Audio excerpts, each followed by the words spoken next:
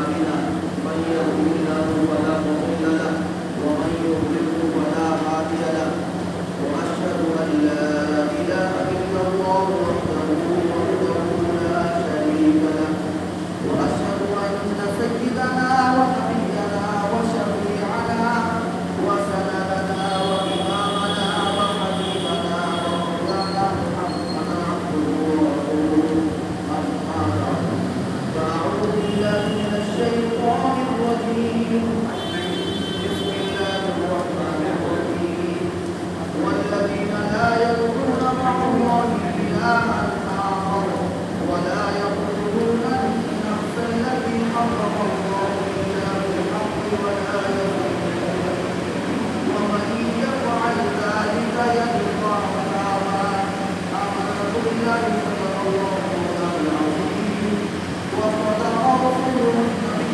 الكريم ونحن على ذلك من الشاهدين والشاكرين والحمد لله رب العالمين. بلاد العزيز اور اللہ تعالیٰ ہمارا فضل ہے، اس کا رحم ہے، احسان ہے جو اللہ تعالیٰ نے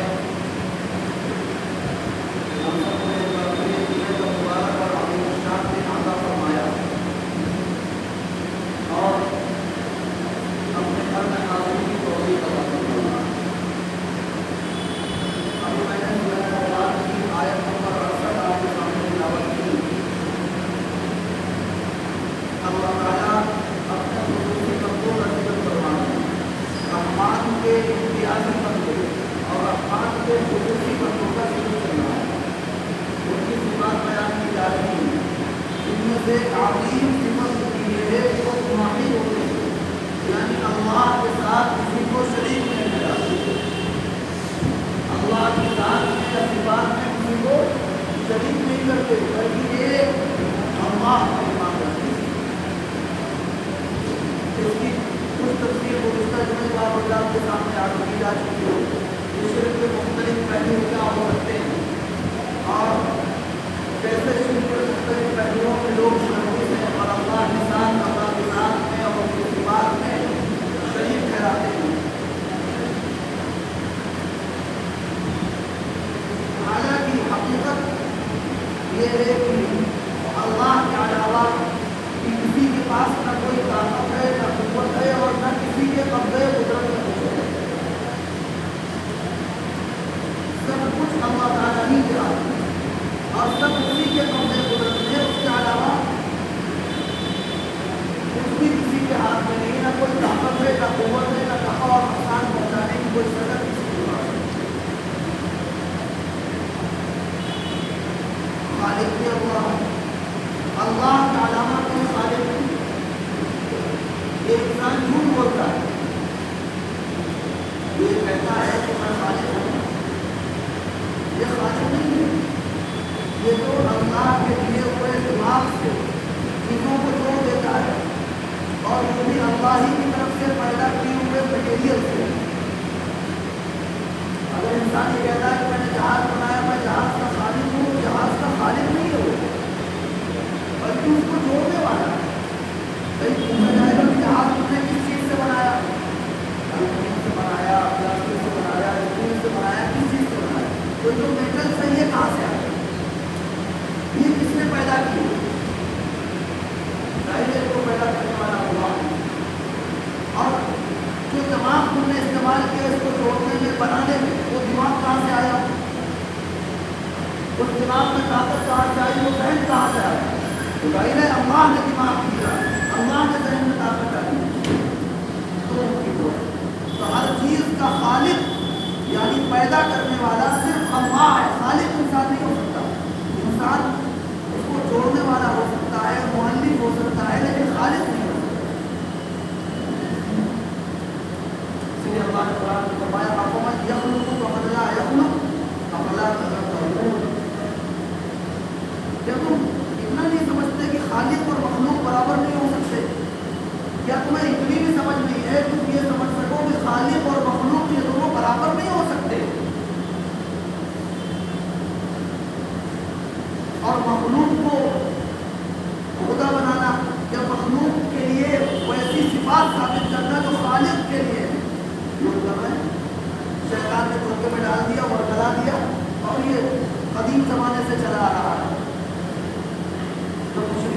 कुफार के बुत थे बड़े बड़े, उन्होंने बड़े बड़े जो बुत बना रखे थे, लात, उज़्ज़ा, मनात, तो शैतान ने उनको क्या पट्टी पढ़ाई? यही पट्टी पढ़ाई कि अगर तुम्हें अल्लाह तक पहुंचना है और अल्लाह तक रसाई अगर तुम्हें करनी है, अल्लाह तक अपनी बात पहुंचानी है, तो तुम्हें इनका सहारा लेना पड़ेगा। तुम्हारे पास इतनी ताकत कहाँ है कि तुम अल्लाह तक पहुंच सको? डायरेक्ट नियम तक भी तुम नहीं पहुंच सकते। नियम तक भी जाना है तो पेशकार के आगे पीछे घूमना पड़ता है, सिपाही को पैसे देने पड़ते हैं, या तो बाबू बैठा होता है बाहर, उसकी जेब गर्म करनी पड़ती है, तब नियम तक पहुंच सकते हैं। तो ये पट्टी पढ़ाई तो इंसान को समझ में आ गई कि आया बात तो ठीक कह रहा है। हालांकि अल्लाह ने कुरान में खुद फरमाया, वइज़ा सअलका इबादी अन्नी फइन्नी करीब, जब भी तुम्हें कुछ मांगना है तो मुझसे बराह रास्त मांगो। फरमाया जब मेरा बंदा मुझसे कुछ सवाल करता है तो मैं उसके बहुत करीब होता हूँ। क्या फरमाया? वइज़ा सअलका इबादी अन्नी, जब मेरा बंदा मुझसे कुछ सवाल करता है फइन्नी करीब, तो मैं बिल्कुल उसके करीब होता हूँ, उसकी शहरत से भी ज़्यादा करीब, और उसकी बात सुन रहा हूँ। अल्लाह भी फरमा रहे हैं कि बराह रास्त मुझसे राब्ता करो, बराह रास्त मुझसे मांगो। अल्लाह को किसी पेशकार की जरूरत नहीं कि किसी पेशकार के जरिए बात अल्लाह तक पहुंचाई जाए, बल्कि अल्लाह ये पसंद करते हैं कि अल्लाह के बंदे खुद बराह रास्त अल्लाह से जुड़े, अल्लाह से मांगे, अल्लाह से अपनी हाजतों को रखें कि अल्लाह को उस पर तो नाराज होते हैं। अब यही काफिरों और मुशरिकों ने, अरे भाई ये कौन बात कर रहा है, अरे इनको मना करिए कि फोन कट करे या बाहर जाए।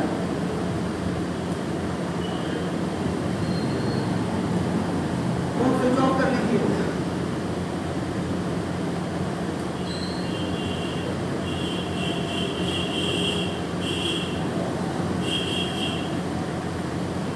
काफिरों और मुशरिकों ने ये हरबा अपनाया और उनको उसने इस तरीके से बरगलाया और रोके में डाला, और फिर मुसलमानों को, अहले ईमान को उसने एक दूसरे तरीके से पहला फसलाकर शिर्क की एक दूसरी शक्ल, ज़ाहिरी शक्ल उनके सामने पेश की।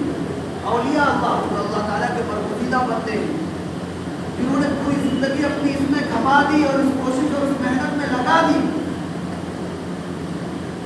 उन लोग एक अल्लाह पर ईमान लाए और लाखों लाखों लोग उनके हाथों पर, लाखों मुशरिकीन उनके हाथों पर ईमान लाए और एक अल्लाह के मानने वाले बन गए।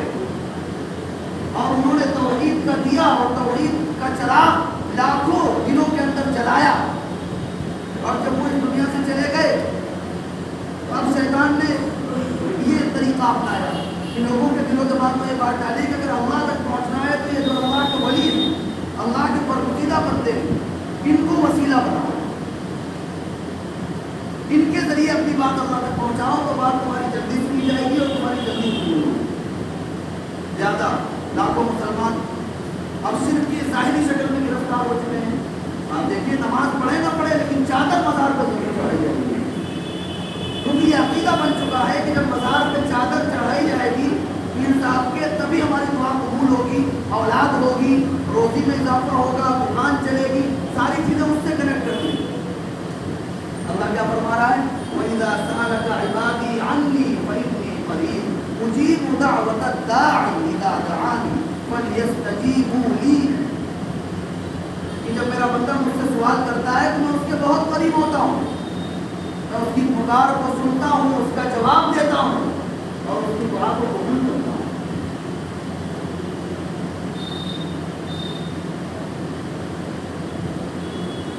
बड़े बुजुर्ग गुजरे हैं,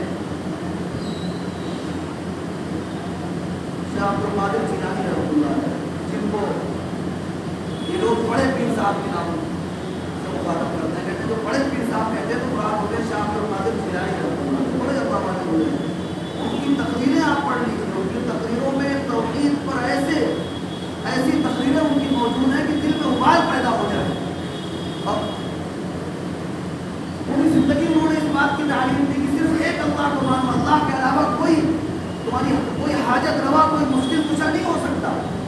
और अब उनके जाने के बाद कोई बड़े पीर साहब बना दिया। ये दरअसल ऐसी बात है कि खुद उनको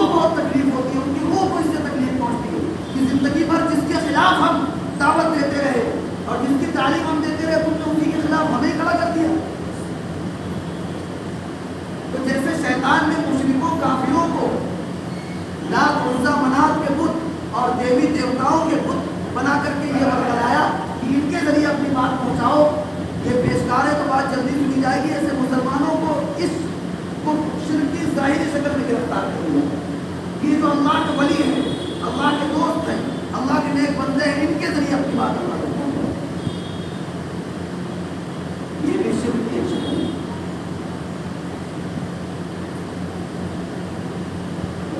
کامل مومن واحد بندہ اس وقت تک نہیں ہو سکتا جب تک کہ وہ ان تمام چیزوں سے اپنے آپ کو الگ نہ کر لے اور اس کا یہ عقیدہ نہ ہو جائے کہ سب کچھ کرنے والی ذات صرف اللہ کی ہے، اور اس تک پہنچنے کے لیے کسی ولی کے، کسی بزرگ کے سہارے یا وسیلے کی ضرورت نہیں.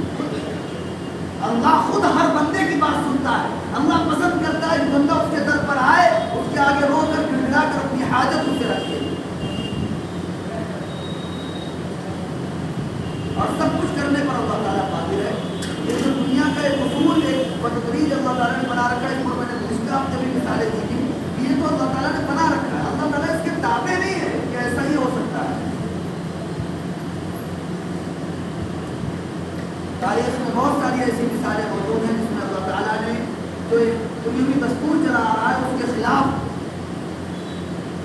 نمونے پیش کرتے دکھا دیے انسانیت کو.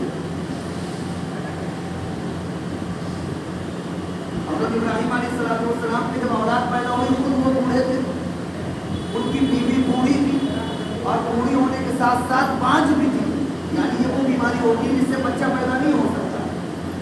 اور اللہ تعالیٰ نے ان کو اولاد کی خوشخبری سنائی تو انہیں خود اس بات پر حیرت ہو رہی تھی کہ میں تو بانجھ ہوں، کیسے بچہ ہو سکتا ہے.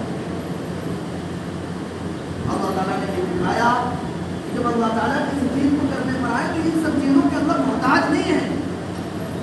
یہ تو ایک طریقہ اللہ تعالیٰ نے دنیا میں قائم کر رکھا ہے، لیکن اللہ تعالیٰ اس کے محتاج نہیں ہے. جیسا کہ حضرت آدم علیہ السلام کو بغیر ماں باپ کے اللہ تعالیٰ نے پیدا کر دیا، حضرت حوا کو بغیر ماں کے پیدا کر دیا حضرت آدم کی پسلی سے، حضرت عیسیٰ علیہ السلام کو بغیر باپ کے پیدا کر دیا، حضرت صالح علیہ السلام کی قوم کے کہنے پر حاملہ اونٹنی پیدا کر دی، ایسی اونٹنی جو جوان حاملہ تھی. تو ہر چیز اللہ کے قبضے قدرت میں ہے، اللہ ہی خالق ہے، اور جب وہ خالق ہے اور سب کچھ اسی کے قبضے قدرت میں ہے تو عبادت بھی صرف اسی کی ہونی ہے. اس کے علاوہ کسی کے آگے سر کیوں جھکائیں؟ جب سب کچھ کرنے والی ذات وہی ہے، زندگی اور موت کا مالک وہی ہے، نفع نقصان کا مالک وہی ہے، تو اس کے علاوہ کسی کے آگے سر کیوں جھکانا؟ حضرت ابراہیم علیہ السلام نمرود کے دربار میں گئے اور جا کر کے دعوت دی تو اس نے کہا کہ تم جس کی دعوت دے رہے ہو وہ کیا کر سکتا ہے؟ حضرت ابراہیم علیہ السلام نے فرمایا کہ میرا اللہ تو وہ ہے جو زندگی دیتا ہے اور موت دیتا ہے. تو اس نے کہا یہ موت کی بڑی بات ہے، یہ تو میں بھی کر سکتا ہوں. ایک شخص کو بلایا اور اس کو قتل کروا دیا. دیکھو میں نے اس کو موت دے دی، اور قید خانے سے مجرم کو بلایا جس کو موت کی سزا سنائی جا چکی تھی، اس کو آزاد کر دیا، اس کی موت کی سزا معاف. اور حضرت ابراہیم علیہ السلام نے کہا کہ دیکھو میں نے بھی کر دیا، میں نے موت بھی دے دی اور زندگی بھی دے دی. حالانکہ بیوقوف تھا، اس بات کو نہیں سمجھ رہا تھا کہ یہ اللہ ہی کی طرف سے مقدر تھا، اس کو مرنا تھا، اس کو بچنا تھا، اس طریقے سے بچنا اور مرنا تھا. حضرت ابراہیم علیہ السلام نے کہا کہ چل تو بڑا آیا خدائی کا دعویٰ کرنے والا، جب سورج مشرق سے نکلتا ہے، میرا اللہ مشرق سے سورج نکالتا ہے تو مغرب سے نکال کے نکلا. بڑا آیا خدائی کا دعویٰ کرنے والا، میرا اللہ تو وہ ہے جو سورج مشرق سے نکالتا ہے. تو اگر خدا ہے اور تیرے پاس اتنا ہی پاور ہے تو ذرا سورج کو مغرب سے نکال کے دکھا دے. اللہ نے قرآن میں اس کا نقشہ کھینچا، فَبُهِتَ الَّذِي كَفَرَ، ہکا بکا رہ گیا، ہکا بکا رہ گیا کہ یہ تو کیا بات کہہ دی، یہ کیا بات کہہ دی. اس کا کچھ جواب اسے نہ بن پڑا، ہکا بکا رہ گیا. قرآن کہتا ہے کہ وہ ہکا بکا رہ گیا اور اس کے پاس الفاظ نہیں تھے اس بات کا جواب دینے کے لیے. سورج تو چل رہا ہے، یہ اللہ کے حکم سے چل رہا ہے. سورج کی ایک کرتی ہے وہ جا کر کے روز عرش کے نیچے وہاں پر جا کر کے سجدے میں گر جاتا ہے، اس کا ایک محور ہے، وہاں پر جا کر کے سجدے میں گر جاتا ہے، اور اللہ کے حکم کے بغیر اٹھتا نہیں۔ جب اللہ حکم دیتے ہیں کہ چل تو وہ چلتا ہے۔ قیامت کے قریب اللہ تعالیٰ اسے حکم دیں گے کہ آج الٹا چل، وہ الٹا چلے گا اور ادھر سے نکلے گا، مغرب سے نکلے گا جدھر سے ڈوبتا ہے۔ تو اللہ حکم دیتے ہیں کہ چل سیدھا چل، اور مشرق سے نکل کے وہ نکلتا ہے۔ قیامت کے قریب اللہ یہ بھی کر کے دکھائیں گے کہ سورج کو حکم دیں گے کہ الٹا چل، اور وہ الٹا چلے گا اور مغرب کی جانب چلے گا۔ تو سب کچھ اللہ ہی کے قبضے قدرت میں ہے، لہذا یہ شیطان کے دھوکے ہیں کہ کسی کو وسیلہ بناؤ اور اس کے ذریعے سے، اس پیر کے ذریعے سے، اس ولی کے ذریعے سے، اس بزرگ کے ذریعے سے اپنی بات پہنچاؤ۔ الیاذ باللہ میں کسی ولی کی، کسی بزرگ کی توہین نہیں کر رہا، وہ اللہ کے برگزیدہ بندے، نیک بندے ہیں، ان کی بڑی قدر ہے۔ بات سمجھنے کی ضرورت یہ ہے کہ اس میں ان کی ہی توہین ہے، جو عمل کیا جا رہا ہے یہ ان کی توقیر نہیں ہے بلکہ ان کی توہین ہے۔ یہ سمجھنا کہ یہ اللہ تک بات پہنچانے کا وسیلہ ہے، یا یہ اولاد دے سکتے ہیں، یا یہ مشکلوں کا حل کر سکتے ہیں، یا یہ دکان کاروبار جو ٹھپ پڑا ہوا ہے اس کو چلا سکتے ہیں، یہ اختیارات ان کے بارے میں سمجھنا اور تصور کرنا یہ ان کی عزت نہیں، ان کی توقیر نہیں، یہ ان کی توہین ہے، اور یہ ان کی روح کو تکلیف پہنچانے والی بات ہے۔ کیونکہ انہوں نے زندگی میں اسی بات کی دعوت دی کہ اللہ سے مانگو۔ آپ ان کی تقریریں پڑھیے، ان کی کتابیں پڑھیے، ان کے بیانات پڑھیے، آپ کو ہمیشہ توحید کی دعوت ملے کہ ایک اللہ کی طرف آؤ اور ایک اللہ سے اپنی حاجتوں کو مانگو۔ یہی رحمان کے بندوں کی صورت ہے۔ کیا فرماتے ہیں اللہ؟ والذین لا یدعون مع اللہ الہا آخر۔ رحمان کے جو خاص بندے ہوتے ہیں ان کی عظیم صفات اور امتیازی صفات میں سے ایک صفت یہ ہے کہ وہ اللہ کے علاوہ کسی کو حاکم، اللہ کے ساتھ کسی غیر کو حاکم نہیں مانتے، اور کسی غیر کو معبود نہیں مانتے، کسی غیر کو معبود نہیں سمجھتے، صرف اللہ ہی کو حاکم سمجھتے ہیں اور اللہ ہی کو معبود مانتے ہیں، اس کے علاوہ کسی کی عبادت نہیں کرتے۔ تو یہ شرک کی جتنی شکلیں ہیں، چاہے وہ شکلیں ہیں جو مشرک اور کافر اختیار کیے ہوئے، چاہے وہ شکلیں جو ان لوگوں نے اختیار کر لی جو اپنے آپ کو اہل ایمان تو کہتے ہیں، مسلمان تو کہتے ہیں، لیکن شیطان کے دھوکے میں آ کر انہوں نے کچھ ظاہری شکلیں اختیار کر رکھی۔ ہر شکل سے ہمیں توبہ کرنی ہوگی اور اپنے آپ کو بالکل پاک کر کے ایک اللہ کی طرف آنا ہوگا، تبھی ہم سچے اور پکے مومن بن پائیں گے اور موحد کہلائیں گے، توحید کے ماننے والے۔ اللہ تعالیٰ مجھے بھی اور آپ سب کو شرک کے شائبے سے اور شرک کی تمام برائیوں